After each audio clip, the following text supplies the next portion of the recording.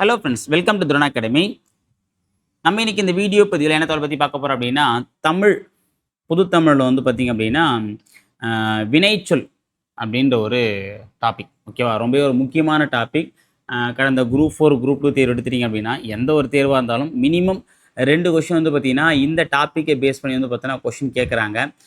ஒன்று பொருந்தாதவை அப்படின்ற ஆங்கிள்லையும், இன்னொன்று வந்து பார்த்தீங்கன்னா பொறுத்துக மேட்சஸ்ல சம்மந்தமான கொஷின். சில நேரம் வந்து டேரக்ட் கொஷின் வந்து பார்த்தீங்கன்னா இருந்து கேட்குறாங்க. அந்தளவுக்கு ஒரு முக்கியமான டாபிக் தான். ஸோ நம்ம ஒன் பை ஒன்னாக பார்க்கலாம். ஓகே, வினைச்சொல் அப்படின்னா என்ன அப்படின்றத நம்ம வந்து பார்க்கறதுக்கு முன்னாடி, வினைனா என்ன அப்படின்னா, இப்போ சொல்லுவாங்கள்ல வினை பயன், நான் வந்து முற்காலத்தில் செஞ்ச வினை தான் எனக்கு இப்போ வந்து பார்த்தீங்கன்னா வினையாக அமைஞ்சிருக்கு அப்படின்லாம் வந்து சொல்லுவாங்க. அப்போது வினைனா என்னன்னா செயல் அப்படின்னு அர்த்தம். ஓகே, அப்போ நாம் செய்யக்கூடிய செயல், அப்போது ஒரு செயலை குறிக்கக்கூடிய சொல். ஓகேவா? அதுதான் இங்கே வந்து வினைச்சொல் அப்படின்னு சொல்லிட்டு குறிப்பிட்றாங்க. அது ஒரு செயலை. ஓகே, அந்த செயல் தான் இங்கே வினை அப்படின்னு சொல்லிட்டு அழைக்கிறாங்க. இந்த செயல் தான் இப்போ நம்ம பேச்சு வழக்கில் சொன்னால் அப்படியே செயல் அப்படின்னு நம்ம வந்து சொல்கிறோம். ஓகே, ஆக்சுவலாக இது என்னது, வினைன்றதும் செயல்ன்றதும் ஒன்று தான். இதுக்கு எடுத்துக்காட்டாக நம்ம என்ன பார்க்கலாம் அப்படின்னா, புலவர் பாடினார் அப்படின்னு இருக்குது பார்த்தீங்களா? இதில் பாடினார், புலவர் அப்படின்றது வந்து பார்த்தீங்கன்னா ஒரு பெயர். ஓகேவா? ஒரு நபரை குறிக்கக்கூடிய ஒரு பெயர், ஒரு பெயரை குறிக்கக்கூடிய சொல். அதுக்கு பக்கத்தினுடைய பாடினான்றது பார்த்தீங்கன்னா பாடுதல் அப்படின்றது பார்த்தீங்கன்னா ஒரு தொழில். ஒரு தொழில்னாலும் ஒரு செயல்னாலும் ஒரு வினைனாலும் ஒன்று தான். ஓகேவா? அது இருக்கக்கூடிய இடத்தை பொறுத்து சொல்கிறோம். ஸோ அப்போ பாடினார் அப்படின்ற ஒரு செயலை குறிக்குது. ஓகேவா? அப்போ இல்லை பாடினான்ற அந்த ஒரு சொல் வந்து பார்த்தீங்கன்னா செயலை குறிக்கிறதுனால இது ஒரு வினை சொல். அப்போ புலவன்றது ஒரு பெயர் சொல் அப்படின்னும் போது பாடினார்ன்றது வினைச்சொல். ஓகேவா? இந்த வினைச்சொல் வந்து பார்த்தீங்கன்னா நம்ம வந்து பல பிரிவுகளை வந்து பார்த்தீங்கன்னா பிரிக்கலாம். ஓகே, நம்ம வந்து ஒன் பை ஒன்னாக சொல்கிறேன். ஓகேவா? அதை நோட் பண்ணிக்கோங்க. வினைச்சொல். இந்த வினைச்சொல் நம்ம வந்து பார்த்தீங்கன்னா 2 இருக்கு. வினை, முற்று, எச்சம் அப்படின்னு பிரிக்கலாம். முற்று, எச்சம். ஓகேவா? இப்போ முற்று அப்படின்னும் போது இதில் வந்து பார்த்தீங்கன்னா தெரிநிலை வினை முற்று அப்படின்னு ஒன்று இருக்கு. அதே மாதிரி வந்து பார்த்தீங்கன்னா குறிப்பு வினைமுற்று அப்படின்னு ஒன்று இருக்கு. ஓகேவா? அதே மாதிரி எச்சம் வந்து 2 வகையாக பிரிக்கலாம்பா. ஒன்று வந்து பார்த்தீங்கன்னா பெயரெச்சம், இன்னொன்று வந்து பார்த்தீங்கன்னா வினையெச்சம். இந்த பெயரெச்சமும் வந்து பார்த்தீங்கன்னா 2 வகையாக வந்து பிரிக்கிறாங்க. தெரிநிலை பெயரெச்சம், குறிப்பு பெயரெச்சம். இந்த ஃப்ளோ சார்ட் போட்டு வச்சுக்கோங்க, ரொம்ப முக்கியமானது. ஓகேவா? அதேதான் வினையச்சம், அதே சேம் கான்டென்ட் தான். தெரிநிலை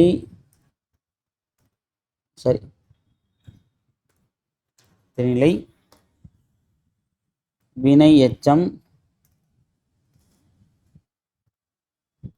குறிப்பு வினையச்சம். இது இல்லாமல் கூடுதலாக சில வகையை நம்ம வந்து பார்ப்போம். என்ன அப்படின்னு பார்த்தீங்க அப்படின்னா, ஒன்று வந்து இந்த முற்றுலே வரும், வியங்கோல் வினைமுற்று. அப்புறம் வந்து பார்த்தீங்கன்னா ஏவல் வினைமுற்று. அடுத்து வந்து பார்த்தீங்கன்னா உடன்பாட்டு வினைமுற்று. அடுத்தது எதிர்மறை வினைமுற்று. ஓகேவா? இதுக்கப்புறம் வந்து பார்த்தீங்கன்னா இந்த எச்சத்துக்கெல்லாம் பொதுவாக வரக்கூடிய முற்றெச்சம். ஓகேவா? இது எல்லாமே தான் வந்து சேர்ந்தது தான் இந்த வினைச்சொல் அப்படின்ற ஒரு கேட்டகரி தான். இது எல்லாமே பிரியும். ஏன்னா எல்லாமே வந்து செயலை பேஸ் பண்ணி தான் இந்த எல்லா பகுதியுமே வந்து கடக்கிறோம். முற்று, அந்த வினைச்சொல் தான் வினைமுற்று, வினையச்சம் அப்படின்னு பிரியுது. இந்த வினைமுற்று வந்து பார்த்தீங்கன்னா பொதுவாக 2 வகை தான். தெரிநிலை வினைமுற்று, குறிப்பு வினைமுற்று. அதை தாண்டியும் பல வகைகள் வந்து இருக்கு. ஓகே, அது வியங்கோல் வினைமுற்று நம்ம சொல்லலாம், ஏவல் வினைமுற்று, உடன்பாட்டு வினைமுற்று, எதிர்மறை வினைமுற்று அப்படின்ற மாதிரி வந்து பார்த்தீங்கன்னா இந்த வினைமுற்றுடைய வகையும் நம்ம வந்து பார்த்தோன்னா கூடிக்கிட்டே போகும். அதே மாதிரி வந்து பார்த்தீங்கன்னா எச்சம் அப்படின்னும் போது அதை 2ஆக பிரிக்கிறாங்க. பெயரெச்சம், வினையச்சம். பெயரை கொண்டு முடியும் எச்சம் பெயரெச்சம், வினையை கொண்டு முடியும் எச்சம் வினையச்சம். ஓகேவா? அதே மாதிரி வந்து பார்த்தீங்கன்னா இந்த பெயரெச்சம் 2 வகை இருக்கு. தெரிநிலை, ஓகேவா, காலத்தையும் தொழிலையும் வெளிப்படையாக காட்டுச்சு அப்படின்னா அது தெரிநிலை பெயரெச்சம் அப்படின்னும், அதனுடைய குறிப்பாக காட்டுச்சு அப்படின்னா அது குறிப்பு பெயரெச்சம். பண்பினை மட்டும் வெளிப்படையாக காட்டுச்சு அப்படின்னா குறிப்பு பெயரெச்சம், குறிப்பால் உணர்த்தும். வெளிப்படையாக உணர்த்தாது, குறிப்பால் ஒரு க்ளூ மாதிரி கொடுக்குன்னு வச்சுக்கோங்களேன். ஓகேவா? ஸோ அதை வச்சு நம்ம வந்து பிரிக்க போகிறோம். இதுதான் நம்ம வந்து 1 by 1 பார்க்க போகிறோம். ஸோ இந்த வீடியோவில் இது எல்லா டைப்பையும் நம்ம இந்த ஒரே வீடியோவில் பார்க்க போகிறோம். சரிங்களா? 1 by 1 பார்த்துடலாம். ஓகே, ஃபர்ஸ்ட் பாருங்க, வினை முற்று. ஓகேவா? முற்றுனா தெரியும். இப்போ முட்டுச்சந்திரன் நம்ம சொல்லுவோம். அதுக்கப்புறம் வந்து வழியே கிடையாது, இது ஒரு முட்டுச்சந்து நம்ம சொல்லும் பற்றி. அதே மாதிரி தான் முற்றுன்றதுனா வினை முற்று பெற்றுச்சு. வினைனானது அந்த செயல் முடிவுற்றதை விளக்கக்கூடியது, குறிப்பிடக்கூடிய சொல் வினைமுற்று. அதாவது வினை முற்று பெற்றதை சொல்லும். ஓகே பாருங்க, பொருள் முற்று பெற்ற வினை சொற்களை.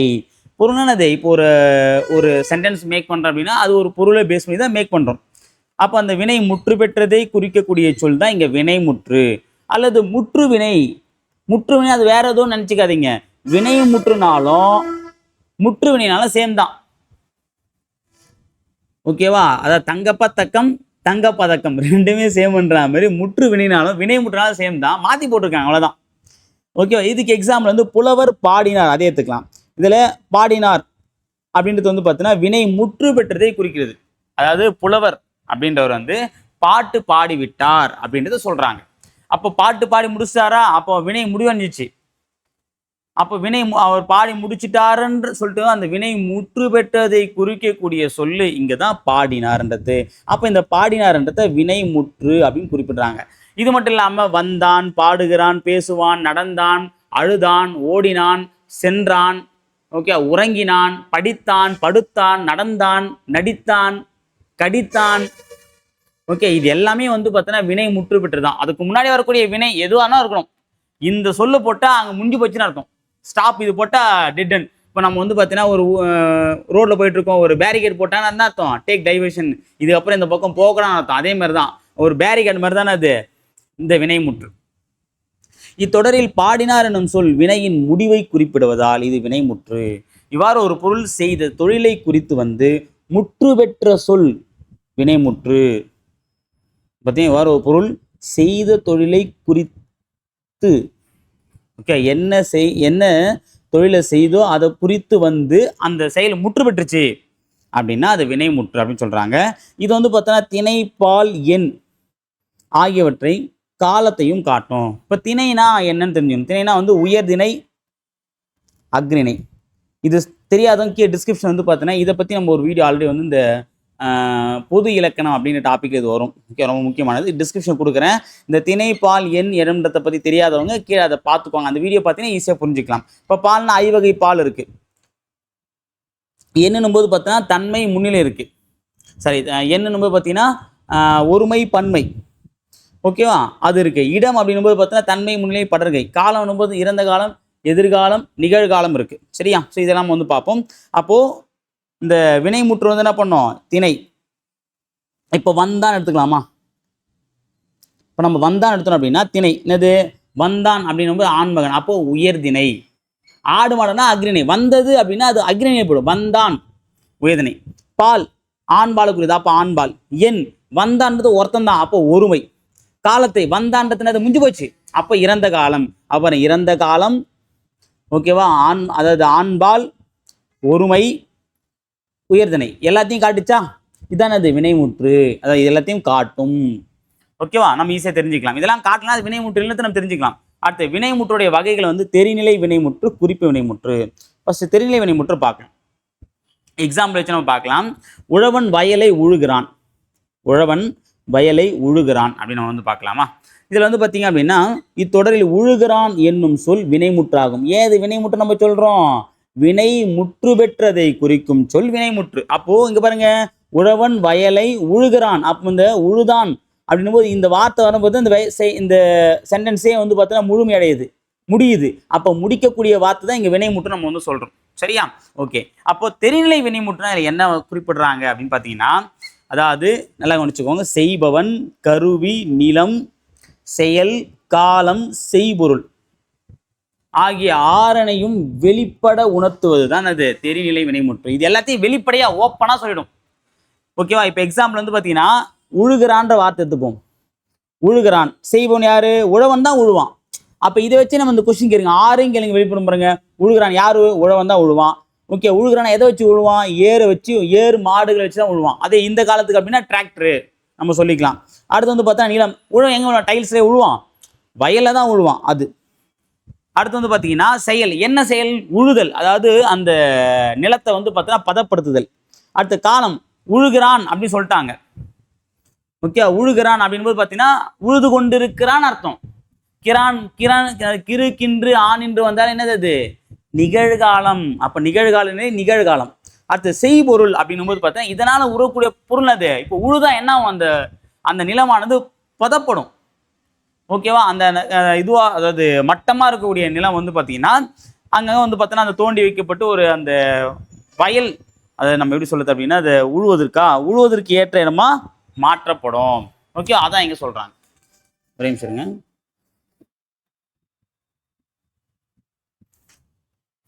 அடுத்தது ஓகேவா? ஸோ அப்போ வந்து பார்த்தீங்கன்னா ஆகிய ஆறனையும் வெளிப்படையாக உணர்த்துவது தான் என்னது? தெரிநிலை வினைமுற்று. ஓகேங்களா? ஞாபகம் வச்சுக்கோங்க. அடுத்ததுப்பா குறிப்பு வினைமுற்று என்னன்னு பார்க்கலாம். குறிப்புனா நான் முன்கூட்டியே வந்து சொல்லிட்டேன். இப்போ வந்து ராமன் இனியன். ராமன் என்பவன் இனிமையானவன், இனிமையான வண்ணம் கொண்டவன், இனிமையான குணம் கொண்டவன். ஓகே, அப்போ இனிமையான பண்பினை உடையவன் அப்படின்னு சொல்லிட்டு இங்க குறிப்பிடுறாங்க. ஓகே, அதான் இங்க சொல்லக்கூடிய விஷயம். ஸோ அப்போ பாருங்க, அப்போ ஒரு தொழிலை, அதாவது தொழிலையும் காலத்தையும் வெளிப்படையாக இந்த இடத்துல சொல்லவே இல்லை. இப்போ ராமன் இனியவன்னா எந்த காலத்தில் இனியவன்? நிகழ்காலமா இறந்த காலமா? அதை பத்தி இங்க சொல்லலை. ஓகேவா? அதே மாதிரி தொழில், ராமன் என்ன தொழில் செய்யணும் சொல்றாங்க? கிடையாது. ராமன் ரொம்ப நல்லவன், ராமன் வந்து இனிமையான பண்பை கொண்டவன் தான் சொல்றான் தவிர அவன் எந்த தொழில் செய்யறான், என்ன வேலை செய்யறான், எப்போ செய்யறான், எந்த காலத்தை செய்யறான், அதை பத்தி சொல்லவே இல்லை. அப்போ இந்த மாதிரி தொழிலையும் காலத்தையும் வெளிப்படையா காட்டாம இனிய பண்பை உடையவனாக இருந்தான் அப்படின்னு சொல்லிட்டு குறிப்பால் அந்த காலத்தை மட்டும், அதாவது ராமன் வந்து பார்த்தா, ஏன்னா ராமர் எந்த காலத்துல வந்தாரு? இறந்த காலம். ஸோ அப்போ ராமன் இனியன் அப்படின்னா அப்போ அவன் இனிமையா இருந்ததுனால தான் அவனுக்கு இனியன்ற பேரே வச்சிருப்பாங்க. ஓ, இந்த வருங்காலத்தில் அவன் வந்து இனியவனா இருப்பான் அதனால அந்த பேர் வச்சிருப்பாங்களா? கிடையாது. அப்போ முன்காலத்துல, அதாவது ஒரு 10 நாளைக்கு முன்னாடி அவன் அந்த நல்ல செயல் செஞ்சதுனால தான் அவனுக்கு அந்த பேர் வந்திருக்கு அப்படின்னா அப்போ அது முடிஞ்சு போன செயல். அப்போ அந்த செயல் செய்ததுனால தான் அவனுக்கு இனியன். அப்போ இனிமையான பண்பை கொண்ட செயல்களை செய்ததால அவனுக்கு இனியன்ற பேர் வச்சாங்க. அது அப்போ இறந்த காலம். ஓகேவா? அப்போ அந்த காலத்தை குறிப்பா உணர்த்துது, பண்பை வெளிப்படுத்துது. ஓகே, ராமன் இனிமையானவன், இனிமையான பண்பினை கொண்டவன்ற அந்த பண்பை மட்டும் வெளிப்படையா உணர்த்தி மற்ற எல்லாத்தையும் வந்து மைனஸ் பண்றதுனால இது குறிப்பு வினைமுற்று. அதாவது குறிப்பால் பண்பினை மட்டும் குறிப்பிட்டு உணர்த்தும், மீதி எதையுமே உணர்த்தாது. இன்னும் அழகா சொல்றாங்க பாருங்க, இந்த 6 சொன்னம் பார்த்தீங்களா? என்னென்னது? செய்பவன், கருவி, நிலம், செயல், காலம், செய்பொருள். இந்த 6த்துல இங்க பாருங்க, செய்பவனை உணர்த்தி, செய்பவனை பத்தி மட்டும் சொல்லும். அந்த 6ல செய்பவனை மட்டும், ஏனையவற்றை மட்டும் குறிப்பாக வெளிப்படையாக உணர்த்தும் வினைமுற்று குறிப்பு வினைமுற்று. செய்பவனை மட்டும் வெளிப்படையாக உணர்த்த, செய்பவன் யாரு? ராமனை மட்டும் வெளிப்படுத்திட்டாங்க. மீதி எல்லாத்தையும் வந்து பார்த்தீங்கன்னா குறிப்பால் உணர்த்ததுனால என்ன சொல்றாங்க? குறிப்பு வினைமுற்று அப்படின்னு சொல்லிட்டு குறிப்பிடுறாங்க. ஆக்சுவலாக குறிப்பு வினைமுற்று வந்து 6 வகையாக பிரிக்கலாம்பா, 6 வகைப்படும். ஓகே, ஆனது அந்த பெயர்கள் அடிப்படையில். அது என்ன சார் பெயர்கள் அடிப்படை அப்படின்னா? பெயர் சொல். பெயர் சொல் மொத்தமாக 6 வகைப்படும். பொருட்பெயர், இடப்பெயர், காலப்பெயர், சினைப்பெயர், பண்பு பெயர், தொழில் பெயர். ஓகேவா? இந்த பண்பு பெயர் வந்து பார்த்தோன்னா குணப்பெயர் அப்படின்னு அழைப்பாங்க. சினைப்பெயர் வந்து பார்த்தோன்னா கிளை பெயர் அப்படின்னு அழைப்பாங்க. நோட் பண்ணி வச்சுக்கோங்க.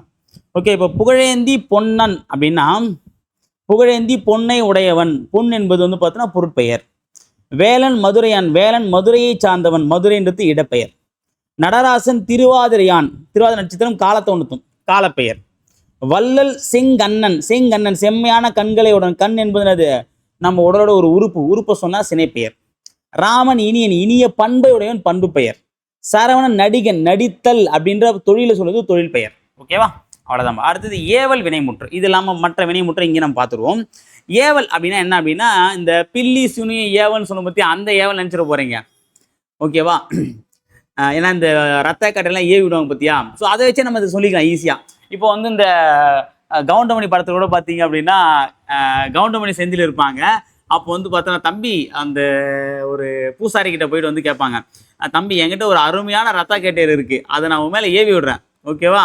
இது என் மேலே ஏவி விடுறியா? இல்லை, அது ஒரு நல்ல பிராணி, உன்னை எதுவும் பண்ணாது, உன்னை அடிக்கிறோன்னா தான் அடிக்கும்னு சொல்லுவோம் பற்றியா, அதே மாதிரி தான். அப்போ ஏன்னா அந்த செந்தில் மேலே வந்து பார்த்தோன்னா அந்த ரத்த கட்டளை ஏவிடுவாங்க. ஏவினா ஒரு வேலையை செய்ய சொல்லி ஏவிடுவாங்க. அப்போ ஏவல் அப்படின்னா என்னன்னா கட்டளை இடுதல். ஓகேவா? அப்போ கட்டளை இடக்கூடியது என்ன சொல்றாங்க? ஏவல். அதான் பில்லி சூனியம் ஏவல்னு சொல்றாங்க பார்த்தீங்களா? அப்போ ஏவல்னா என்னன்னா கட்டளை, ஒருவரை ஒரு செயலை செய்யுமாறு கட்டளையிடுவதை என்ன சொல்றாங்க? ஏவல். அப்போ ஏவல் வினைமுற்று என்னது? ஒருவரை ஒரு செயலை செய்ய தூண்டும் வகையில் அந்த வினைச்சொல் அமைந்தால் அது ஏவல் வினைமுற்று. இப்போ நீ ஆடுவாய், நீ ஆடுன்னு அர்த்தம். நீர் பாடுவீர், நீங்க எல்லாம் பாடுங்கன்னு அர்த்தம். இதுல ஆடுவாய் பாடுவீர் அப்படின்றது வந்து பார்த்தீங்கன்னா என்னது? ஒருத்தர் ஒரு செயலை செய்ய சொல்லுது. நீ பாடு, நீங்க பாடுங்க, நீ ஆடுன்னு நம்ம வந்து ஒருத்தரை வந்து சொல்றோம். ஏவல் அப்படின்னா என்ன அப்படின்னா கட்டளை. அப்போ ஒருவர் வந்து பார்த்தீங்க அப்படின்னா கட்டளையுறுத்தும் விதமா சொல்லக்கூடிய வினைச்சொல் வந்து இங்கே ஏவல் வினைமுற்று அப்படின்னு சொல்லிட்டு குறிப்பிடுறாங்க. ஓகேவா? நான் புரியுதுங்களா? இதில் வந்து பார்த்தீங்கன்னா ஏவல் வினைமுற்றுக்கு ஒரு சில கண்டிஷன்ஸ் இருக்குது. இது முன்னிலையில் மட்டும்தான் வரும். அது என்ன சார் முன்னிலை அப்படின்னா, நமக்கு நாமே கட்டளையிட முடியுமா? ஓகே, முன்ன பின்ன தெரியாத ஒருத்தவங்க கட்டளையிட முடியுமா? அப்போ நம்ம எதிர்க்கிறவங்க தான் நம்ம ஒரு வார்த்தையை சொல்ல முடியும், இந்த வேலையை செய்ய அந்த வேலையை செய்யும் சொல்லிட்டு. அப்போ முன்னிலையில் மட்டும்தான் வரும். அதே மாதிரி எதிர்காலம் காட்டும். எதிர்காலம் ஏன் அப்படின்னா, இப்போ கட்டளை அது செய்யக்கூடிய வேலையை தான் நம்ம சொல்கிறோம்.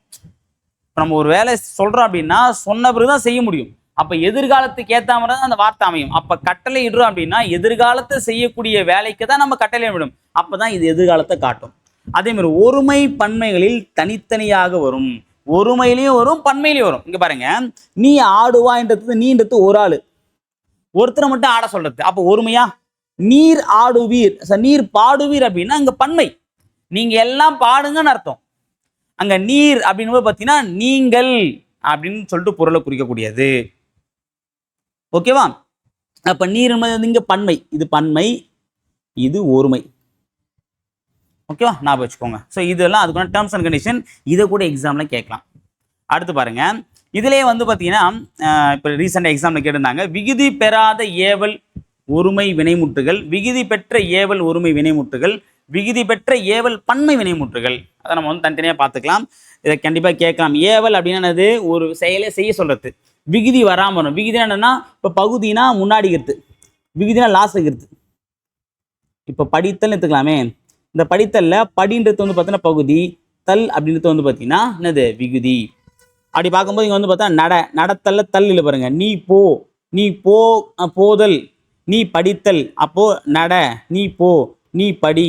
இது எல்லாமே வந்து பார்த்தீங்கன்னா ஒருத்தர் ஒரு வேலையை செய்ய சொல்லி கட்டளையிடாமல் இருக்கா, கட்டளையிடாமல் இருக்கு. அதனால ஏவல். இது எல்லாமே ஒருமை. நீன்னு பார்த்தீங்கன்னா ஒருத்தர் தான் சொல்லுது, அப்போ ஒருமை. இதில் வந்து தல் போதல் அப்படின்ற அந்த தல் விகுதி இல்லை, அப்போ விகுதி பெறாத தொழில் பெயர், அதாவது வினைமுற்றுகள். அடுத்து பாருங்க, நீ உண்ணாய், நீ செல்லுதி. ஓகேவா? நீ செல்லுதினா நீ செல்வாய், நீ செல்லுங்கள் அப்படின்னு சொல்றதுதான். ஓகே, இது விகுதி பெற்ற ஏவல் ஒருமை வினைமுற்று. ஓகேவா? நீ சென்று வான்னு அர்த்தம். செல்லுதினா சென்று வா, அப்போ ஒருமை. நீ உண்ணாய், நீ சாப்பிடாத அப்படின்ற மாதிரி. ஓகேவா? ஸோ அப்போ நீ உண்ணாய், அப்போ ஒருத்தரை நம்ம வந்து பார்த்தோன்னா ஏவல் படுத்துறோம், அதை கட்டளை எடுத்துறோம். நீ நம்ம பார்த்தோன்னா ஒருமை, ஆனால் விகுதி பெற்றது இந்த ஆய் செல்லுதி. ஓகேவா? அப்போ விகுதி பெற்ற ஏவல் ஒருமை வினைமுற்றுகள். இதெல்லாம் நம்ம கொஞ்சம் கன்ஃபியூஸ் ஆகும், நோட் பண்ணி வச்சுக்கோங்க. அடுத்து விகுதி பெற்ற ஏவல் பன்மை வினைமுற்றுகள். ஓகேவா? இங்கே பாருங்க, நீர், நீர் வந்தாலே அது நீர் அல்லது நீங்கள் வந்தாலே பன்மை, பன்மையா? நீர் வாழும், நீ வாழணும்னா நீ நல்லா வாழணும் அப்படின்னு அர்த்தம். வாரீர், கண்டிப்பாக வாங்க. ஓகேவா? வம்மீன் அப்படின்னா இதை வாருங்கள் தான், அதை தான் இங்கே கொடுத்துருக்காங்க. நீர் வம்மீன் அப்படின்னா வாருங்கள். இப்போ வம்மீன் போது நமக்கு வந்து குழம்பிடும், இது எங்கன்னா நம்ம பார்த்ததே இல்லை அப்படின்னு நம்ம தோணும். நம்ம படிச்சது தான், ஒரு ஆங்கிளை வந்து கொடுத்துருப்பாங்க. சரியா? நீங்கள் படியுங்கள். இப்போ நீங்கள் படிங்கன்னா நம்ம ஈஸியாக சொல்லிடுவோம். நீங்கள் பன்மை, படியுங்கள் ஏவல், வினை முற்று பெற்றுச்சு, அப்போ வினைமுற்று. அப்போ ஏவல் பன்மை வினைமுற்று நம்ம சொல்லிடுவோம். ஆனால் நீர் வம்மின்னு கொடுப்பாங்க. ஸோ அப்போது இது கொஞ்சம் டிஃப்ரெண்ட்டாக இருக்கும், நோட் பண்ணி வச்சுக்கோங்க. சரியா? அடுத்தது வியங்கோல் வினைமுற்று பார்த்தது. ஓகே, வியங்கோல் வினைமுற்றுனா என்னத்தை நம்ம வந்து ஃபர்ஸ்ட் பார்த்துடலாம். ஓகே, வியங்கோல் வினைமுற்றுனா என்ன அப்படின்னு பார்த்தீங்க அப்படின்னா, கா ஏ இயர். ஓகே, கா ஏ இயர் ஆ அல், ஈ கூட வரும். கா ஏ இயர் ஆ அல் ஆகிய விகுதிகளை பெற்று வரக்கூடிய சொல்லதான் நாங்கள் என்ன சொல்கிறோம் அப்படின்னா வேங்கோல் வினைமுற்று அப்படின்னு சொல்லுவாங்க. இந்த விகுதி பெற்று வரும். இப்போ எக்ஸாம்பிள் வந்து பாருங்க, வாழ்த்துதல், ஓகே, வைதல், வேண்டுதல், விதித்தல் போன்ற பொருள்ல வரும். ஓகே, கா, இயர், ஆ, அல் போன்ற விகுதிகளை பெற்று வாழ்த்துதல், வைதல், விதித்தல், வேண்டல் போன்ற பொருள்ல வரக்கூடியதான் அதுங்க வியங்கோல் வினைமுற்று. இந்த வியங்கோல் வினைமுற்றுக்கும் கட்டளை இருதலுக்கும் ரொம்ப வித்தியாசம் இருக்கு. இப்போ நல்லார் வாழ்க இந்த வார்த்தை இருக்கு. இப்போ நல்லார் வாழ்க, இப்போ நன்றாய் படி, நன்றாய் படினா நல்லா நீ படிச்சு ஆகணும்னு சொல்லி கம்பல்சரி. அப்போ கம்பல்சன் வந்து பார்த்தோன்னா கட்டளை ஏவல்னு பார்ப்போம். அதாவது இதை பண்ணா நல்லது, ஒருத்தருக்கு நல்லது சொல்லக்கூடிய விஷயம் இல்லை, நீ அதாவது அதை நீ கண்டிப்பா செய்யறியோ இல்லையோ ஆனா கண்டிப்பா சொல்லுவாங்க. ஓகே, இப்போ எக்ஸாம்பிள் வந்து பார்த்தீங்கன்னா நம்ம வந்து இந்தியன் பார்ட்டியில் பார்த்தோம் அப்படின்னா அடிப்படை உரிமைக்கும் அரசியலரசை கோட்பாட்டுக்கும் நிறைய வித்தியாசம் இருக்கும்.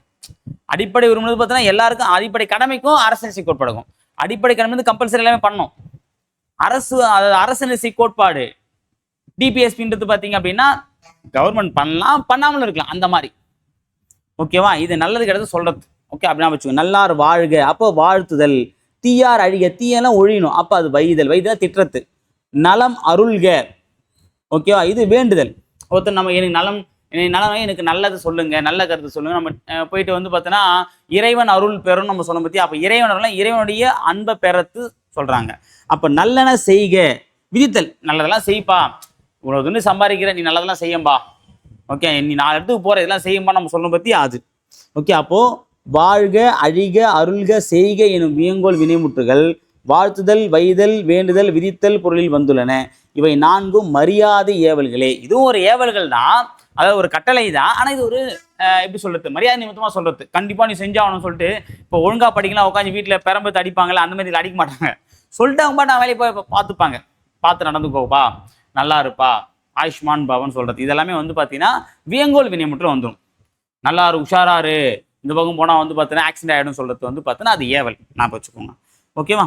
ஸோ இது வந்து பார்த்தீங்கன்னா எக்ஸாம்பிளுக்கு இப்போ உண்க அப்படின்னா கா, ஏ, இயர், இ, ஆ, அல், இது எல்லாமே வந்து பார்த்தீங்கன்னா வியங்கோல் வினைமுற்று விகுதியை பேஸ் பண்ணி வரக்கூடிய வார்த்தைகள். இதை நோட் பண்ணி வச்சுக்கோங்க. உண்க, உண்ணிய, உண்ணியர், வாழி, வாழ, வாழல், இது எல்லாமே. ஓகேவா. ஏன்னா இதெல்லாம் வந்து பார்த்தீங்கன்னா இந்த மாதிரி எக்ஸாம்பிள் கேட்கும்போது தான் நம்ம வந்து கன்ஃபியூஸ் ஆகிடும். நோட் பண்ணி வச்சுக்கோங்க. அடுத்தது ரெண்டுத்துக்கும் டிஃப்ரென்ஸ் என்னன்றதை வந்து கொடுத்துருக்கோம் பாருங்க. ஏவல் வினைமுற்று, வியங்கோல் வினைமுற்று. ஏவல்னா என்ன அப்படின்னா முன்னிலை, இன்னொருத்தர் சொல்ற மாதிரி தான் வருடத்தை நம்ம சொல்லியிருந்தோம். வியங்கோல் வினைமுற்று வந்து பார்த்தீங்கன்னா இருதிணை, ஐம்பால், மூவிடங்கள் வரும். இரண்டு உயர்திணை, அக்ரிணை, ஐம்பால், மூவிடங்கள், தன்மை, முன்னிலை, படகை 3 இடத்துலையும் வரும். அடுத்து பாருங்க, ஏவல் வினைமுற்று வந்து ஒருமை பன்மை வேறுபாடு உண்டு. முன்கூட்டியே பார்த்தணும், நீ, நீர். ஓகேவா. இங்க ஒருமை பன்மை வேறுபாடுலாம் கிடையாது. இப்போ நன்றாக வாழ்க அப்படின்னா ஒருத்தர் இருந்தாலும் வாழ்கன்னு தான் சொல்லுவாங்க. 100 பேர் இருந்தாலும் நன்றாக வாழ்கன்னு தான் சொல்லுவாங்க. 100 பேருக்கு நன்றாக வாழ்ககள் அப்படின்லாம் சொல்ல மாட்டாங்க. சரியா. வாழ்க அப்படிங்கும்போது பார்த்தீங்கன்னா எத்தனை பேர் இருந்தாலும் இந்த ஒருமை பன்மைன்ற டிஃப்ரெண்ட் கிடையாது. எல்லாருக்கும் பொதுவான வார்த்தை, அதான் பொதுவாக சொல்றது அது. ஓகேவா. குறிப்பிட்ட நபரை வந்து ஒரு செயலை செய்ய சொல்லி சொல்றது, பொதுவாக எல்லாருக்கும் சொல்லக்கூடிய கருத்தை சொல்றது. அடுத்தது ஏவல் வினைமுற்று பார்த்தீங்கன்னா கட்டளை பொருள் மட்டுமே உணர்த்தும். கட்டளை கண்டிப்பாக கம்பல்சரியாக செய்யணும். ஆனால் இது பாருங்க, வாழ்த்துதல், வைதல், வேண்டுதல், விதித்தல் ஆகிய பொருள் வரும். இப்போ வாழ்த்துதல்னா கண்டிப்பாக நான் நல்லா வாழுன்னு சொல்லிட்டேன், நீ 100 வயசு வரைக்கும் வாழன்னு சொல்லிட்டேன், நீ கம்பல்சரி 100 வயசு வரைக்கும் வாழ்ந்தான்னு சொன்ன கம்பல்சரி சொல்ல முடியுமா? இந்த பேர் நான் வந்து உனக்கு வந்து வாழ்த்துக்கள் சொல்லிட்டேன், 100 வயசு வரைக்கும் நீ வாழணும்னு சொல்லிட்டு அவனை ஒழுங்காக 100 வயசு வரைக்கும் வாழ்ந்துரு, இடையில என்ன செத்துட்டே நான் அவனை சாவடிச்சிடுவேன் அப்படின்னு நம்ம சொல்ல முடியுமா? அந்த மாதிரி. அப்போ இது கம்பல்சன் கிடையாது. வைதல், திட்டேன் அப்படின்னா உடனே செஞ்சணும் கிடையாது. வேண்டுதல், இப்போ கடவுள்கிட்ட ஒரு பொருள் கேட்டேன், என்ன கடவுளே நான் உங்கள்கிட்ட கேட்டேன், போன குரூப் 4 வேலை கொடுன்னு கேட்டேன், நீ தரவே இல்லை, இதுக்கப்புறம் நான் வந்து பார்த்தா டிபிஎஸ் படிக்க மாட்டேன், நீ வேலை கொடு வரைக்கும் அப்படின்னு நம்ம சொல்ல முடியுமா? அதுதான் விதித்தல். நம்ம தலையெழுத்து, ஒரு எக்ஸாம் போயிடுச்சு, அடுத்த எக்ஸாம் படிக்கணும், ஸோ விதிச்சாச்சு. ஓகேவா. அதுதான். அடுத்து பாருங்க, ஏவல் வினைமுற்று வந்து விகுதி பெற்றும் பெறாமலும் வரும். விகுதி பெற்றும் பார்த்தோம், விகுதி பெறாமலும் பார்த்தோம். கரெக்டுங்களா. மேலே எக்ஸாம்பிள் பார்த்தோம். வியங்கோலில் வந்து வினைமுற்று வரும், விகுதி பெற்று தான் வரும். ஏன் அப்படின்னா அந்த வியங்கோல் வினைமுற்று விகுதி பெற்றதுனால தான் அது வினைமுற்று நம்ம வந்து சொல்கிறோம். அந்த வியங்கோல் விகுதியெலாம் நம்ம பார்த்தோம். கா, ஏ, இயர், ஆ, அல், இது எல்லாமே வந்து பார்த்தீங்கன்னா கண்டிப்பாக இருக்கணும். அப்போ விகுதி பெற்று தான் வரும். சரியா. இந்த டிஃப்ரென்ஸ் ஆக வச்சுக்கோங்க. இதை வந்து இந்த பாயிண்ட்டாக வச்சு கூட எக்ஸாம்பிள் கொஸ்டின் கேட்கலாம். அடுத்து பாருங்கள், உடன்பாட்டு வினைமுற்று அல்லது உடன்பாடு வினைமுற்று நம்ம வந்து சொல்லலாம். செயல் நிகழ்வது, ஒரு செயல் நிகழ்வதை காட்டும் வினைமுற்று உடன்பாடு வினைமுற்று. இங்கே பாருங்க, ஒரு எக்ஸாம்பிள் கொடுத்துருக்காங்க. சான்றோர் நல்லென செய்வர், அறிவிலார் பிறர்க்கென செய்யார். ஓகேவா. எங்கூருங்க செய்யார். ஆக்சுவலாக இது செய்யார் இல்லை, இதுதான் எங்கூர் செய்யாறு, திருவண்ணாமலை மாவட்டம். ஓகேவா? ஸோ எங்கள் ஊர் சொல்றதுக்காகவே நான் இந்த எக்ஸாம்பிள் எடுத்து வச்சேன். ஓகேவா? ஸோ அப்போ சான்றோர் நல்லென செய்வர், அறிவிலார் பிறர்க்கென செய்யார். ஓகே, அந்த பிரைவேட் பஸ் எல்லாம் பார்த்தீங்கன்னா இதுதான் போட்டிருப்பாங்க, செய்யார் செய்யார்னு சொல்லிட்டு. ஓகேவா? அப்போ எந்த வேலையும் செய்யாதவங்க தான் செய்யாருக்காரங்க அப்படின்னு சொல்லிட்டு கலாய்ச்சி பண்ணாங்களாம். ஓகேவா?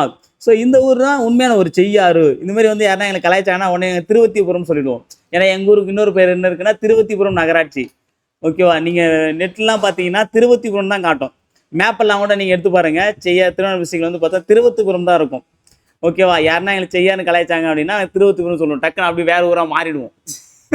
அதான் சொல்லேன், இருக்கின்ற இடத்துலேருந்து இன்னொரு கட்சிக்கு தாவும் தைரியமும் தன்னம்பிக்கையும் என் ஒருவனுக்கே ஒன்றுன்னு சொல்லிட்டு வடிவில் ஒரு படத்தை சொல்லுவேன். அதேமாதிரி வந்து பார்த்தோன்னா எங்களுக்கு மட்டும் எங்கள் ஊருக்கு மட்டும் பல பேர் இருக்குது. செய்யாறு, செய்யார், செய்யூர், அப்புறம் வந்து பார்த்தீங்கன்னா திருவத்திபுரம், திருவெட்டிபுரம். ஏன்னா போஸ்ட் ஆஃபீஸ்லாம் பார்த்தீங்கன்னா திருவெட்டிபுரம். அதுனா வெட்டிபுரம், தலைவெட்டிபுரம் மாதிரின்னு சொல்லிட்டு யோசிச்சுட்டு இருப்போம். சரியா? ஓகே. அப்போ 2 தொடர்களிலும் ஈற்றில் வினைமுற்று சொற்கள் அமைந்துள்ளன. ஓகேவா? 2 தொடர்லையும் பார்த்தீங்கன்னா செய்வர் அப்படின்னு சொல்லிட்டு இங்கே அமைஞ்சிருக்கு, இங்கே செய்யார் அமைஞ்சிருக்கு. இதில் செய்வர் எனும் வினைமுற்று செயல் நிகழ்வதை குறிப்பிடுறது. அப்போ இது உடன்பாட்டு வினைமுற்று. சான்றோர் எல்லாருமே நல்ல செயலை செய்வாங்க, அப்போ உடன்பட்டது. ஓகேவா? எதிர்மறையா இல்லை. இப்போ படிக்கிறது உடன்படுதல், படிக்காம இருக்கிறது எதிர்மறை. ஓகே, தூங்குவது செயல், தூங்காம இருக்கிறது எதிர்மறை. ஓகேவா? அப்போ செய்வது உடன்படு, அப்போ உடன்பாட்டு வினைமுற்று. இதுக்கு இன்னொரு எக்ஸாம்பிள் வந்து பார்த்தீங்கன்னா பனிமலர் மாலை தொடுத்தால். இதே தொடுத்திலல், இது வந்து பார்த்தீங்கன்னா எதிர்மறை, இது வந்து உடன்பாடு. அது எதிர்மறை வினைமுற்று வந்து பார்த்தீங்கன்னா செயல் நிகழாமையை குறிப்பது எதிர்மறை வினைமுற்று எனப்படும். சான்றோர் நல்லென செய்வர், அறிவிலார் பிறருக்கென செய்யார். இதுல செய்யார்னா செய்ய மாட்டார். அறிவிலார் என்ன பண்ணா, அறிவில்லாதவங்க வந்து பிறருக்காக எதையுமே செய்ய மாட்டாங்க. செய்யார்னா என்னன்னு பார்த்தீங்கன்னா சொல் செயல் நிகழாமையை குறிப்பிடுகிறது. கனிமொழி மாலை பறித்திலல். ஓகேவா? கனிமொழி அப்படின்னா மாலை வந்து பறிக்கல அப்படின்னு சொல்றாங்க. இதுவே பறித்தால்னா உடன்பாட்டு வினைமுற்றாயிடும். பறித்திலல் அப்படின்னா எதிர்மறையா இருக்கு, அப்போ எதிர்மறை வினைமுற்று. ஓகேவா? நான் வச்சுக்கோங்க, அவ்வளவுதான்பா. ஸோ வினைமுற்று ஓவர். இப்போ நம்ம எச்ச வினையை பார்க்கலாம். ஸோ எச்ச வினை அப்படின்னும் போது பார்த்தீங்க அப்படின்னா முற்று பெறாமல் எஞ்சி நிற்கும் வினை சொல் எச்ச வினை அப்படின்னு சொல்லுவாங்க. ஓகேவா? இப்போ நம்ம பயாலஜி படிக்கலாம் தெரிஞ்சிருக்கும், நம்ம உடம்புலேயே வந்து பார்த்தோன்னா ஒரு எச்ச உறுப்பு இருக்குது அப்படின்னு சொல்லியிருப்பாங்க. பயாலஜியில் வந்து பார்த்தோன்னா நம்ம வந்து இந்த பாடி பார்ட்ஸை படிக்கும் போது வந்து பார்த்தீங்கன்னா இந்த ஒரு டாபிக் வரும். ஓகேவா? அதாவது மனிதருக்கும் வால் இருந்ததாக, அதாவது குரங்கிலிருந்து தான் மனிதன் வந்தான் அப்படின்ற ஒரு செய்தியை சொல்கிற மாதிரி வந்து பார்த்தீங்கன்னா நம்ம எல்லாருக்குமே வந்து அந்த இடுப்புக்கு கீழே வந்து பார்த்தீங்க அப்படின்னா ஒரு அதாவது வால் இருந்ததற்கான நிகழ்வு, அது இந்த பரிணாம வளர்ச்சியின் மூலமாக நமக்கு வால் இல்லாமல் போயிடுச்சு. அதாவது இப்போ இருக்கு இன்விசிபிள் வாலாக இருக்குது. குரங்குக்கெல்லாம் வந்து விசிபிள் வால் அப்படின்னா மனுஷனுக்கு இன்விசிபிள் வால். ஓகேவா? அதான் சொல்லுவாங்க பற்றி, ஏன்னா குழந்தைங்க என்ன சேட்டை பண்ணாடோ வாழை ஒட்ட நறுக்கிடுவேன் அப்படின்லாம் சொல்லுவாங்க. ஓகேவா? ஸோ அப்படின்னும் போது எச்ச உறுப்புனா எஞ்சி இருக்கக்கூடியது, அதனுடைய முற்று பெறாத ஒரு விஷயம் தான் அது. இப்போ வால்னா நீட்டாக இருக்கும், அதான் வால். ஆனால் வால் இருந்துக்குன்னா அடையாளம் மட்டும் இருந்துச்சுன்னா என்னது எச்சம். அதான் எச்சம்னா எஞ்சி இருப்பது, மிச்சம் இருக்குது சொல்ல பற்றி, இதாம மீதி இருக்கு. ஓகேவா? அந்த மாதிரி. ஸோ அப்போ மீந்தது, அப்போ ஏன்னா அதுக்கு இன்னும் வந்து தேவை இருக்கு. ஓகே, அப்போ முற்று பெறாமல் இருக்கக்கூடிய, அதாவது எஞ்சி இருக்கக்கூடிய சொற்களை தான் இங்க எச்சம் அப்படின்னு சொல்லிட்டு குறிப்பிடுறாங்க. இப்போ நம்ம மிச்சம்னு சொல்றோம் பத்தி, அதான் இங்க எச்சம். ஓகேவா? இது 2 வகையான எச்சம் இருக்கு, பெயரெச்சம், வினை எச்சம். ஃபர்ஸ்ட் நம்ம வந்து பெயரெச்சம் வந்து பார்த்துடலாம். ஒரு எச்ச வினை பெயர் சொல்லை தழுவி நின்று பொருள் முடிவை தருமானால் அது பெயரெச்சம் எனப்படும். அதாவது பெயரை கொண்டு முடியும் எச்சம் பெயரெச்சம், அவ்வளவுதான். ஓகேவா? ஒவ்வொரு புத்தகத்தில் ஒரு மாதிரி கொடுத்துருப்பாங்க. ஓகே, நமக்கு தெரிஞ்ச ஷார்ட் ஃபார்ம் பெயரை கொண்டு முடியும் எச்சம் பெயரெச்சம், வினையை கொண்டு முடியும் எச்சம் வினையச்சம். அதாவது என்னன்னா அதுக்கு முன்னாடி ஒரு பெயர்ச்சொல் இருக்கும், இல்லை அதுக்கு முன்னாடி ஒரு வினைச்சொல் இருக்கும், அவ்வளோதான். இப்போ எக்ஸாம்பிள் பாருங்க, வந்த மாணவன், பாடுகிற பெண், பேசும் கிளி. இதில் மாணவன், பெண், கிளி இது எல்லாமே பெயர்ச்சொல். இந்த பெயர்ச்சொல்லுக்கு முன்னாடி இருக்கக்கூடிய வந்த, பாடுகிற, பேசும் இது எல்லாமே பெயரெச்சம். அப்போ பெயர் சொல்லுக்கு முன்னாடி இருக்கக்கூடிய எல்லாமே என்னது பெயரெச்சம் அப்படின்னு சொல்லிட்டு இங்கே குறிப்பிடுறாங்க. ஓகேவா? ஞாபகம் வச்சுக்கோங்க. இது பாருங்க, இதுவும் அங்கேயும் இங்கே கொடுத்தது அங்கே கொடுத்துருக்காங்க. அடுத்ததுப்பா, இந்த எச்சம் வந்து 2 வகை இருக்குது பெயரெச்சம். ஓகே, எச்சம்னா ஹெட் மாஸ்டர் இல்லைப்பா. ஓகேவா? அப்படின்னு நினச்சி போகிறீங்க. தெரியலை பெயரெச்சம் ஃபஸ்ட்டு பார்த்துடலாம். செய்பவன், கருவி, நிலம், செயல், காலம், செய்பொருள் ஆகிய 6ஐயும் வெளிப்படுத்தும் ஒரு எச்சம் தான் பெயரெச்சம்.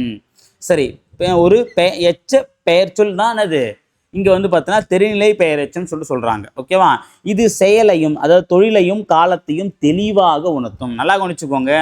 தெரிநிலைனாலே இந்த ஆறுத்தையும் வெளிப்படையாக உணர்த்தும், அதே மாதிரி தொழிலையும் காலத்தையும் வெளிப்படையாக காட்டும். அப்படி காட்டினா தெரிநிலை. அதே மாதிரி வந்து பார்த்தீங்கன்னா ஆறுத்தை செய்பவனை மட்டும் வெளிப்படுத்தி பண்பினை குறிப்பால் உணர்த்தக்கூடியதான் அது குறிப்பு. குறிப்புன்னு வந்தாலே பண்பை வெளிப்படுத்தும், தெரிநிலை வந்தாலே ஆறுத்தையும் வெளிப்படுத்தும். ஓகேவா? அதை அந்த ஷார்ட்கட் ஞாபகம் வச்சுக்கோங்க. ஏன்னா எல்லாத்துக்குமே டிஃபால்ட்டாக அது திரும்ப திரும்ப வந்துட்டே இருக்கும். ஓகேங்களா? அடுத்தது அதே மாதிரி வந்து பார்த்தீங்கன்னா இந்த தெரிநிலை பெயரெச்சம் வந்து பார்த்தீங்கன்னா ரெண்டுத்துலையும் வரும், உடன்பாட்டிலும் வரும், எதிர்மறையிலும். இங்கே பாருங்க, உண்ட பையன். ஓகே, இப்போ இந்த உண்ட பையன் அப்படின்னு பார்த்தீங்கன்னா இதில் செய்பவன் யாரு? செய்பவன்னா அந்த பையன் தான். கருவினாது சாப்பாடு, உண்டனா சாப்பாடு தான். நீளம்னானது தரையில உட்காந்து சாப்பிட்டுருப்பான். செயல் உண்ணுதல்ன்றது செயல். பையன் உண்ட பையனா சாப்பிட்டு முடிச்சா, அப்போ இறந்த காலம். செய்பொருள் அது உணவு, அவ்வளோதான். அப்போ ஆரத்தி வெளிப்படுச்சா, உண்ட பையன் காலத்தை சொல்லிடுச்சா, உண்ணுதல் தொழில்னு சொல்லிடுச்சா, அப்போ எல்லாமே வெளிப்பட்டு அது என்னது தெரிநிலை பெயரெச்சம். இதில் பாருங்க, உண்ட பையன்னா சாப்பாடு சாப்பிட்டே ஆகணும். ஓகேவா? அப்போ உண்ட பையன் உடன்பாடு. உண்ணாத பையன் சாப்பாடு இருந்து சாப்பிடல அப்படின்னு எதிர்மறை தானே, அப்போ அது என்னது எதிர்மறை வரும். அப்போ எதிர்மறை பெயரெச்சம்னா உண்ணாத பையன், உடன்பாட்டு பெயரெச்சம் அப்படின்னா உண்ட பையன். ஓகேவா? இப்போ அடுத்து குறிப்பு பெயரெச்சம் பார்க்கலாம். அதான் என்ன அர்த்தம்னா தெரிநிலை பெயரெச்சமானது எதிர்மறையிலும் வரும், உடன்பாட்டிலும் வரும்ன்றதை ஞாபகம் வச்சுக்கோங்க. அடுத்தது குறிப்பு பெயரெச்சம். குறிப்புனா நான் முன்கூட்டியே சொன்னேன், காலத்தையோ செயலையோ உணர்த்தாமல் பண்பினை மட்டும் உணர்த்தி நின்று பெயர் சொல்லி கொண்டு முடியும் மிச்சம் குறிப்பு பெயரெச்சம். இப்போ எக்ஸாம்பிள் வந்து பார்த்தீங்கன்னா பெரிய வீடு, புதிய சட்டை, அழகிய குழந்தை. இதில் வீடு, சட்டை, குழந்தை இது எல்லாமே வந்து பார்த்தீங்கன்னா பெயர் சொல். இதுக்கு முன்னாடி வந்திருக்கக்கூடிய இந்த பெரிய, புதிய, அழகிய. இப்போ பெரிய எந்த காலத்தில் பெரிய? எல்லா காலத்துலையும் பெரிய. அப்போ எந்த காலத்துல உணர்த்தல, கரெக்டா? பெரிய இதுல என்ன செயல் இருக்கு? பெருசு, அவ்வளவுதான். பெருசுன்றது ஒரு பண்பு தான், அளவு பண்பை சொல்லுது. புதிய அப்படின்றது ஒரு புதுமை பண்பு சொல்லுது. அழகிய அழகு பண்பை சொல்லுது. அப்போ பண்பை மட்டும்தான் வெளிப்படுத்தும், காலத்தையோ செயலையோ வெளிப்படுத்தாது. அவ்வாறு வெளிப்படுத்தாமல் வரக்கூடியதான் இது குறிப்பு பெயரெச்சம். குறிப்பால் பண்பை மட்டும் என்னது, இது பெரிய அளவிலான வீடு, இது புதிய அழகான வீடு, இது அழகிய குழந்தை அப்படின்னு சொல்லிட்டு பார்த்தோன்னா இந்த வீட்டுடைய, சட்டையுடைய, குழந்தையுடைய பண்பை மட்டும் சொல்லுது. பார்த்தீங்களா? அதெல்லாம் சொல்றாங்க இது குறிப்பு பெயரெச்சம் அப்படின்னு சொல்லி குறிப்பிடுறாங்க. ஓகேவா? அடுத்து நான் வச்சுக்கோங்க. அடுத்து பாருங்க, வினையெச்சம்பா. பெயரெச்சம் முடிஞ்சு போச்சு. இப்போ நம்ம வினையெச்சம் பார்க்கலாம். முற்று பெறாத வினை சொற்கள் வேறொரு வினைமுற்றை கொண்டு முடிந்தால் அது வினையெச்சம். ஓகே, அங்கே முற்று பெறாத பெயர் சொல் பார்த்தோம். அங்கே ஆக்சுவலாக பெயர் சொல்ன்ற கான்செப்டே வந்திருக்காது. பெயர் சொல்லை கொண்டு அல்லது பெயர் சொல்லை தழுவி வரக்கூடிய எச்சம் பெயரெச்சம். இங்கேயும் அதே தான், வினைமுற்றை கொண்டு முடியக்கூடிய எச்சம் வினையெச்சம். இங்கே பாருங்க, வந்து பார், வர எழுதுகிறான், வந்தால் மகிழ்வான். இப்போ இதில் பார், நீங்கள் நினைக்கிற பார் கிடையாது, பார்னு படிக்கக்கூடாது, சரியா? இது பார்ப்பா. பார், எழுகிறான், மகிழ்வான், இது எல்லாமே வினைமுற்றுகள். இந்த வினைமுற்று வந்து வந்து, வர, வந்தால் இது எல்லாமே என்ன அப்படின்னா வினையெச்சம். அப்போ வினைமுற்றுக்கு முன்னாடி இருக்கக்கூடிய எச்ச சொல் வந்து பார்த்தோன்னா வினை சொல், வினையெச்சம் அப்படின்னு சொன்னா வச்சுக்கோங்க. ஓகேவா? இப்போ வந்து, வர, வந்தால் இது எல்லாமே அப்படின்னா வினையெச்சம். ஏன் அப்படின்னா இதெல்லாம் பார், எழுதுகிறான், மகிழ்வான் அப்படின்ற வினைமுற்றை கொண்டு முடிஞ்சிருக்கு. ஓகேவா? ஞாபகம் வச்சுக்கோங்க. ஸோ அப்போ இந்த வினையெச்சம் ரெண்டு வகைப்படும். எனது தெரிநிலை வினையெச்சம், குறிப்பு வினையெச்சம்.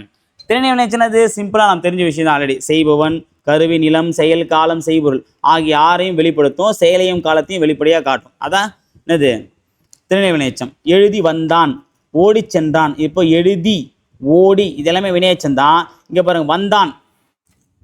ஓகேவா? இது ஆறத்தையும் காட்டும், செயலையும் காலத்தையும் வெளிப்படையாக காட்டுதா, அவ்வளோதான். அப்புறம் தெரிநிலை வினையெச்சம். ஓகேவா? முடிஞ்சு போச்சு. அடுத்து பாருங்க, குறிப்பு வினையெச்சம். காலத்தையோ செயலையோ உணர்த்தாமல் பண்பினை மட்டும் உணர்த்தி நின்று வினை சொல்லை கொண்டு முடியும் எச்சம் குறிப்பு வினையெச்சம். இப்போ பொருளின்றி வாடினான், உண்மை அல்லாமல் கூறான். இப்போ வாடினான், கூறான் இதெல்லாம் வந்து பார்த்தீங்கன்னா இன்றி அல்லாமல் அப்படின்ற வினையெச்சத்தை கொண்டு முடிஞ்சிருக்கு. அப்போ இன்றி அல்லாமல், இல்லை அப்படின்றது பார்த்தா ஆல்ரெடி குறிப்பு வினை மட்டும் நம்ம பார்த்துருக்கோம், பழைய புக்கில் இருக்குது. அப்போ இன்றி அல்லாமல் எல்லாமே வந்து பார்த்தோன்னா எச்ச சொல்லா வந்து வினைமுற்று கொண்டு முடிஞ்சிருக்கு. இது காலத்தை சொல்லலை, பண்பினை மட்டும் வெளிப்படுத்துது.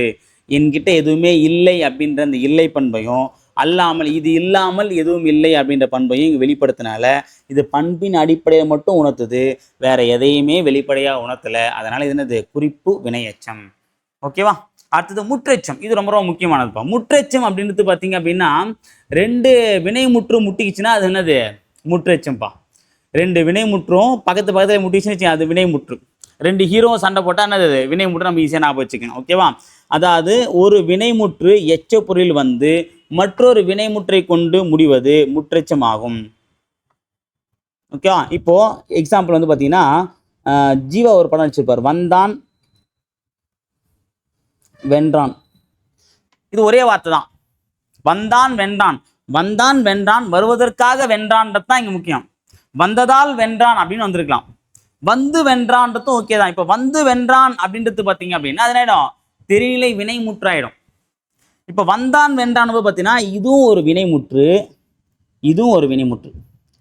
அப்போ 2 வினைமுற்று ஒன்னா ஜாயிண்ட் ஆகும்போது ஓகேவா, இந்த கடைசியா இருக்கக்கூடிய வினைமுற்றுக்கு முன்னாடி இருக்கக்கூடிய வினைமுற்று இங்க ஆக்சுவலா என்னவா ஆக்ட் பண்ணும் அப்படின்னா வினை எச்சமா ஆக்ட் பண்ணும். ஆக்சுவலி ஒரு வினை முற்று தான். இப்போ எப்படி வந்து பார்த்தீங்கன்னா குடியரசுத் தலைவர் இல்லாத போது துணை குடியரசுத் தலைவர் செயல்படுறாரோ அதே மாதிரி இது என்ன பண்ணும்? வினைமுற்றா இருந்தாலும் இன்னொரு வினைமுற்று பக்கத்துல வந்துடுச்சுன்னா இது வினைமுற்று பவரை இழந்துட்டு வினையச்சமா செயல்பட ஆரம்பிச்சிடும். இந்த 2 வினைமுற்று ஒன்னா ஜாயிண்ட் ஆகுதுதான் இங்க முற்றெச்சம். 2 வினைமுற்று முட்டிக்குதா, அதான் முற்றெச்சம். ஓகேவா. இல்ல முட்டுச்சது ஞாபகம் வச்சுனாலும் ஓகே தான். இங்க பாருங்க, குமரன் கற்றனன் மகிழ்ந்தனன். இதுல கற்றனன், கற்றனன் தான் கற்றல், மகிழ்ந்தன மகிழ்ச்சி. அப்போ கற்று மகிழ்ந்தான் வரணும். குமரன் கற்று மகிழ்ந்தான். ஓகேவா. அப்போ 2மே வினைமுற்று தான். இங்க ஒன்னா வரும்போது இது வினைமுற்று ஆயிடும், இது வினையச்சம் ஆயிடும். அப்ப என்னது? முற்றெச்சம் அப்படின்னு சொல்லி குறிப்பிடுறாங்க. இது மற்றொரு வினைமுற்றான மகிழ்ந்தான் என்பதை சார்ந்து முடிவதால் முற்றெச்சம் ஆகும். ஓகேவா. ஸோ அப்போ இந்த கற்றனன் அப்படின்ற ஒரு வார்த்தை கற்று அப்படின்ற பொருளை குறித்தாலும் இந்த இடத்துல அந்த வினைமுற்று வினையச்சமாக செயல்படுறதுனால முற்றெச்சம். சிம்பிளாக நான் வச்சுக்கோங்க, 2மே என்னது? 2 வினைமுற்று ஒன்றா சேர்ந்தா முற்றெச்சம். ஓகேவா. ஓகே, இப்போ நம்ம வந்து ஒரு கிளான்ஸ் பார்த்துலாமா? ஓகே, அப்படியே சும்மா ஒரு கிளான்ஸ் பார்த்துனா பாருங்க. வினைச்சொல். வினைச்சொல் என்னது? ஒரு வினை, ஒரு செயலை குறிக்கும் சொல் வினைச்சொல். அது எந்த செயலை? பாடுதல், ஆடுதல், ஓடுதல், நடித்தல் எல்லாமே இருக்கும். இந்த சொல், இந்த வினைச்சொல் வந்து பார்த்தா ஆக்சுவலா 2ஆ பிரிப்பாங்க, வினைமுற்று வினையச்சம். ஃபர்ஸ்ட் வினைமுற்றுன்னு பார்த்தோம் அப்படின்னா தெரிநிலை வினைமுற்று, குறிப்பு வினைமுற்று. தெரிநிலை என்னது? செய்வன், கருவி, நிலம், செய்பொருள், அப்புறம் வந்து பார்த்தீங்கன்னா காலம். இது எல்லாத்தையும் இந்த 6ஐயும், நிலம், இதெல்லாம் 6த்தையும் வந்து பார்த்தீங்கன்னா வெளிப்படையா உணர்த்தக்கூடியது. காலத்தையும் தொழிலையும் வெளிப்படையா காட்டக்கூடிய தெரிநிலை. அது வினைமுற்று சொல்ல வந்துச்சுன்னா ஓகே. இதுவே வந்து பார்த்தீங்கன்னா இப்போ உழவன் உழுதான், வயலை உழுந்தான்றது பார்த்தீங்கன்னா தெரிநிலை வினைமுற்று. குறிப்பு வினைமுற்று அப்படின்னு பார்த்தீங்க அப்படின்னா குறிப்பால், அதாவது 6ல் செய்பவனை மட்டும் உணர்த்தி ஓகேவா பண்பினை குறிப்பால் உணர்த்துவது தான் அது இங்க வந்து பார்த்தீங்கன்னா குறிப்பு வினைமுற்று. இது காலத்தையும் இங்க குறிப்பாக தான் சொல்லுதுன்றதை நம்ம பார்த்துருந்தோம். ஓகேவா. இது இல்லாமல் வியங்கோல் வினைமுற்று, ஏவல் வினைமுற்று, உடன்பாடு வினைமுற்று, எதிர்மறை வினைமுற்று பார்த்துருந்தோம். ஏவல் வினைமுற்று என்னது? ஒரு செயலை செய்யுமாறு கட்டளையுறுத்தும் விதமாக வரக்கூடியது. இது விகுதி பெற்றும் வரும், விகுதி பெறாமலும் வரும், ஒருமையிலையும் வரும், பன்மையிலையும் வரும். ஆனா எப்போதும் முன்னிலை மட்டும் தான் வரும்ன்றதை பார்த்துருந்தோம். கரெக்டுங்களா. ஒருமை பன்மை 2த்துல வந்தாலும் முன்னிலை மற்றவனை சொல்ற மாதிரி தான் வருமே தவிர தனக்கும் வராது, தேர்ட் பர்சனுக்கும் வராது. வியங்கோல் வினைமுற்று என்ன பார்த்துருந்தோம்? இது ஆக்சுவலா வந்து பார்த்தீங்கன்னா எல்லாருக்கும் பொதுவானது. வாழ்க, கா, இய, இயர், அல், ஆ, ஆ ஆகிய விகுதி பெற்று வாழ்த்துதல், வைதல், விதித்தல், வேண்டல் போன்ற பொருளில் வரக்கூடிய வினைமுற்று விகுதிகள் இங்க வியங்கோல் வினைமுற்று விகுதியா, இங்க வியங்கோல் வினைமுற்றா வந்து நம்ம சொல்றோம். ஓகேவா. ஸோ அடுத்து வந்து பார்த்தீங்க அப்படின்னா இப்போ நல்லார் வாழ்க, தீயார் அழிக, இது எல்லாமே வந்து பார்த்தீங்கன்னா வியங்கோல் வினைமுற்றுகள் தான். சரிங்களா. அடுத்தது பார்த்தீங்கன்னா இது வந்து ஆக்சுவலாக வந்து பார்த்தீங்கன்னா இது வந்து பார்த்தீங்கன்னா ஒருமை பன்மை அப்படின்ற அந்த வேறுபாடுலாம் கிடையாது. விகுதி பெற்று தான் வரும் கண்டிப்பாக, விகுதி பெறாமலாம் வராது. ஓகேவா. அதே மாதிரி வந்து முன்னிலை இல்லாமல் 3 இடத்துலையும் வரும், 5 பால்லையும் வரும். ஓகேவா. அதையும் நம்ம பார்த்துருந்தோம். அடுத்து உடன்பாடு அப்படின்னா ஒரு செயலை நிகழ்வதை சொல்றது உடன்பாடு, நிகழாமையை சொல்றது எதிர்மறை. அவ்வளோதான், முடிஞ்சு போச்சா. இப்போ அடுத்து எச்சம் வரும். எச்சம் என்ன பார்த்தோம்? ஹெட்மாஸ்டர் கிடையாது, பெயரெச்சம் வினையச்சம். பெயரெச்சம் வந்து பார்த்தீங்கன்னா ஒரு பெயரை கொண்டு முடியும் வச்சு பெயரெச்சம். வந்த பையன், பாடிய மாணவன், படித்த பையன், நடித்த பையன். ஓகேவா. அப்புறம் வந்து பார்த்தீங்கன்னா கெட்ட பையன், நல்ல பையன், சாரி கெட்ட பையன் நல்ல பையன் வந்து பார்த்தீங்கன்னா பண்பை சொல்லிடும். ஓகே. இப்போ வந்த பையன் இதெல்லாம் வந்து பார்த்தீங்கன்னா திருநிலை பயிற்சியிலே வந்துடும். இதுவே கெட்ட பையன் நல்ல பையன் அப்படின்னா அவன் நல்ல பையன், நல்ல பண்புகளை உடையவன், கெட்ட பண்புகளை உடையவன். அப்போ பண்பை வெளிப்படுத்தினா அது என்னது? குறிப்பு பெயரச்சில் போயிடும். அடுத்து வினையெச்சம் அப்படியே எடுத்துட்டீங்க அப்படின்னா திரிநிலை வினையெச்சம், குறிப்பு வினையெச்சம். திரிநிலை அந்த செய்வோம், நிலம், கருவி அந்த ஆறையும் அடிப்படையாக கொண்டு காலத்தையும் செயலையும் வெளிப்படையாக காட்டினா திரிநிலை வினையெச்சம். இதுவே வந்து பார்த்தீங்கன்னா ஆரத்தையும் வெளிப்படுத்தாமல் குறிப்பால் காலத்தையும் பண்பையும் மட்டும் வெளிப்படுத்தினா அது குறிப்பு வினையெச்சம். முற்றெச்சம்ன்றதுனது 2 வினைமுற்று ஒன்றா சேர்ந்து வந்தா முதல் வினைமுற்று கடைசியாக வினைமுற்றுக்கு முன்னாடி இருக்கிற வினைமுற்று வினையெச்சமாக செயல்படும். இதான் முற்றெச்சம். அவ்வளோதான், முடிஞ்சு போச்சு. ஓகேவா? ஸோ நம்ம வந்து ஃபுல்லாகவும் எக்ஸ்பிளேஷன் கொடுத்துட்டேன், ஒரு ஓவரையும் பார்த்துட்டேன், ப்ளஸ் ஒரு ரிவிஷனும் பார்த்துட்டேன். அவ்வளோதான், இதை அப்படியே படிக்கிறீங்க, முடிக்கிறீங்க. சரிங்களா? ஸோ அப்போ உங்களுக்கு வந்து பார்த்தீங்கன்னா எக்ஸாம் கேட்கக்கூடிய 2 கொஸ்டின் இந்த பேஸ் தான் கேட்பாங்க. இது எக்ஸாம்பிள் மட்டும் கொஞ்சம் மனப்பாடம் பண்ணிக்கோங்க. ஓகேவா? கண்டென்ட்டை புரிஞ்சிட்டிங்க அப்படின்னா எக்ஸாம்பிள் ரொம்ப ஈஸி. ஓகேங்களா? சரி, ஓகே ஃப்ரெண்ட்ஸ், இந்த வீடியோ கண்டிப்பாக உங்களுக்கு வந்து புரிஞ்சிருக்கும் நம்புறேன். ஸோ புரிஞ்சுதுன்னா ஒரு லைக் பண்ணிவிட்டு அடுத்த வீடியோ வரைக்கும் படிச்சுடுங்க. ஓகேவா? வேறொரு முக்கிய தகவலை சந்திக்கிறேன். அதுவரை உங்களிடமிருந்து விடைபெறுதல் அல்ஃபுந்தோன் அகாடமி. தேங்க்யூ.